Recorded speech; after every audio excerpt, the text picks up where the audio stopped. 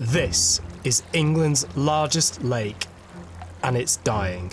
I grew up on its shores and I've seen the impact of sewage on the place that I love, the place that is cherished by millions of people. For the past 4 years, I've been fighting the water company that's been dumping sewage into our lake, exposing pollution, illegal activity, and lies. Today, I'm going to follow one of its rivers deep into the mountains to find the source of Windermere. On this journey, I'm going to show you what water in the Lake District should look like, what's destroying it, and why we have to save Windermere. The journey starts here on the shores of the lake itself. From here, I begin by following the main river that flows directly into Windermere. So I feel like if we follow the river itself, and then just as it starts splitting off, we'll take one of those branches and then we'll just keep going. We'll just keep going higher and higher and higher and higher until there is no water left in the river. It's not long before the river divides for the very first time. I decide to go right, up the River Rothe. I just want to take a quick detour just to show you something. What? I just want to make a point. I mean, look how slimy this rock is. It's absolutely covered in algae, and we are 100 metres from Ambleside Sewage Works.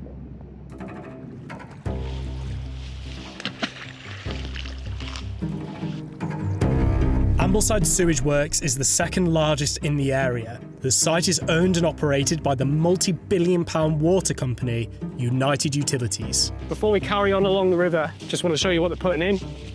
So all of this here is going into the Rothe, and they can put up to 1.8 million litres a day of treated sewage into the river. So you can just about see the sewage pipe from Ambleside Sewage Works in the river there.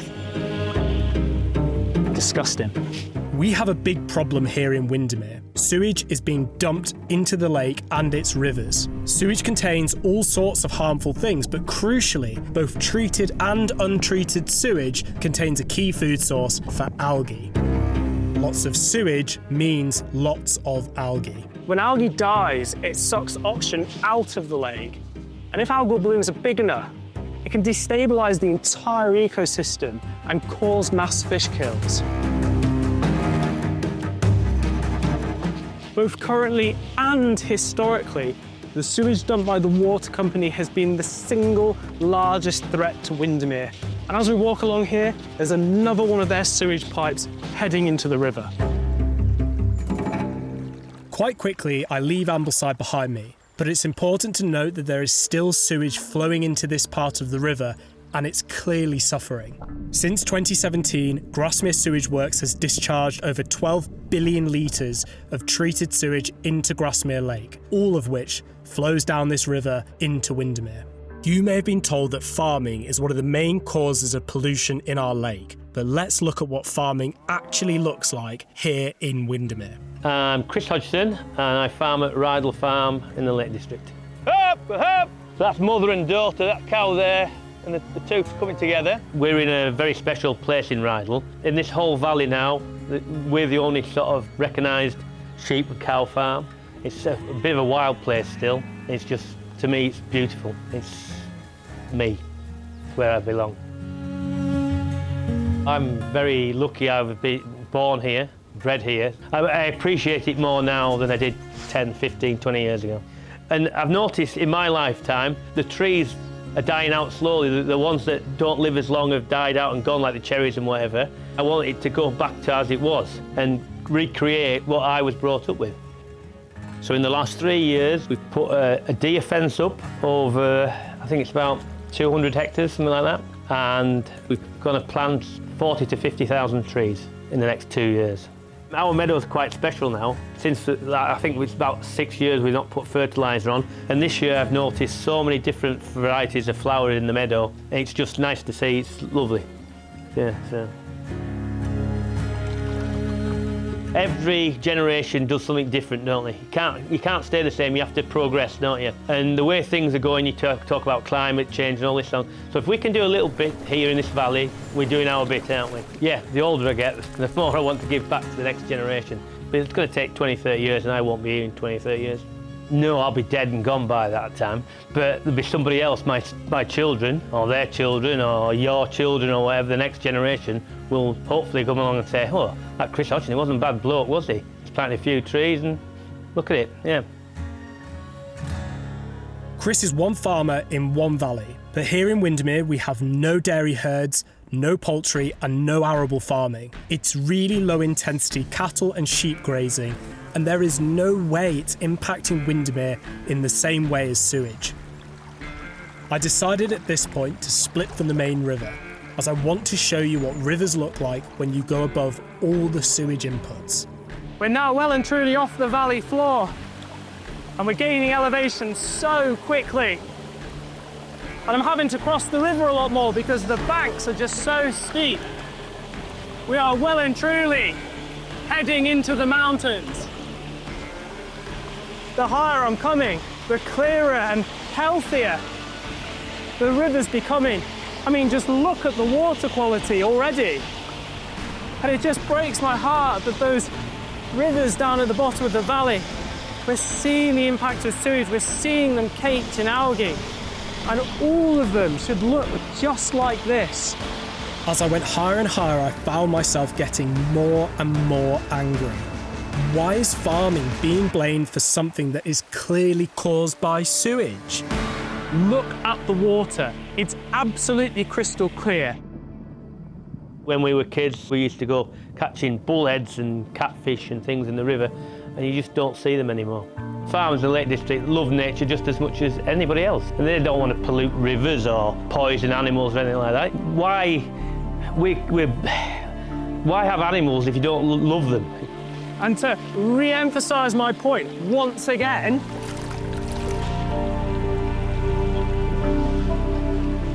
farming is not the problem in Windermere. This is a joke. How can we pollute something? We don't put any till on. We just have sheep and cows. We don't put slurry on or fertilisers and that sort of thing. We're definitely not polluting the river courses and whatever. In Windermere, it's about the sewage. It's always been about the sewage, and the solution to that is unbelievably simple. This is what Windermere should look like. In the 1970s, Annecy was one of Europe's most polluted lakes, but they took action. They stopped all the sewage discharges, and now it's crystal clear, full of fish, and is classed as the cleanest lake in Europe. And this is England's pride and joy. So I think you can see a bit of a contour on the right-hand side, which must be that main channel. So I think we're just heading up there. It feels really strange being back up here. It's for the first time really I've been here properly in 3 years. And the last time was when we made our first film, which was dragging a kayak down this river all the way to Windermere. Walking became much harder here. Longer grasses, more trees and a wilder river, all shaped by Chris's work. His efforts are protecting the landscape for future generations. I think what's amazing, even just over such a short period of time as 3 years, as to when he's put the fencing in, just how many flowers there are and how many trees have got away as soon as he's held the deer back. And you just think in the next 15, 20 years, this is all going to be woodland. I feel for the wildlife. That's the one thing I feel sorry for. I'm trying to put a bit back as I remember it. That's what I'm trying to do. And what he's doing for the future is just unbelievable. And like he was saying, he might not actually live to see this. But I feel lucky enough that there's a chance that I could come up here and see the kind of fruits of his labour.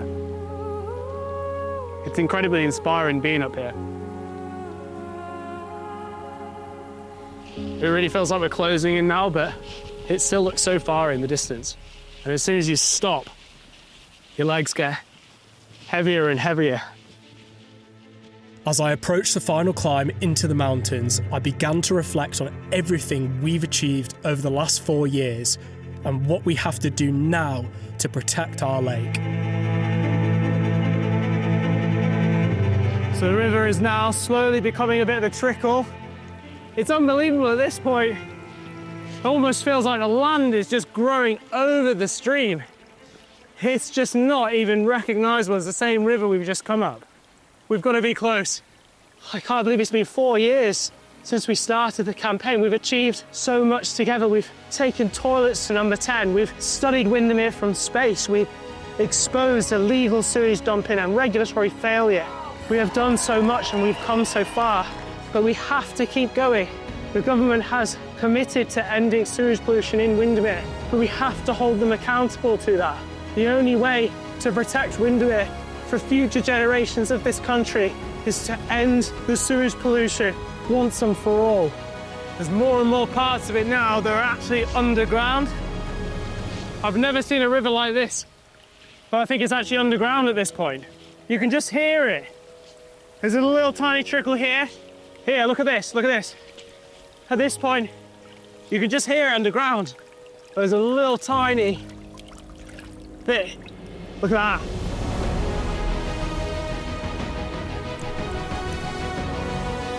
And that goes all the way down and eventually becomes England's largest freshwater lake.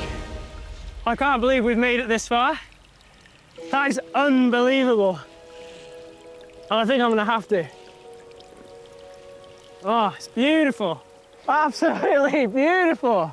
Hey, can you believe that? You could just hear it. I don't think it is.